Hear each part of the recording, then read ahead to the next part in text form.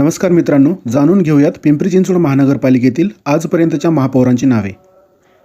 प्रथम महापौर श्री ज्ञानेश्वर लांडगे, महापौर कैलासवासी भिकू वाघेरे, महापौर श्री अरविंद शितोळे, महापौर श्री तात्या कदम, महापौर श्री कविचंद भाट, महापौर श्री आप्पासाहेब काटे, महापौर कैलासवासी प्रभाकर साठे, महापौर श्री आजमभाई पानसरे, महापौर श्री विलास लांडे, महापौर श्री रंगनाथ फुगे, महापौर श्री संजोग वाघेरे, महापौर श्री R.S. कुमार.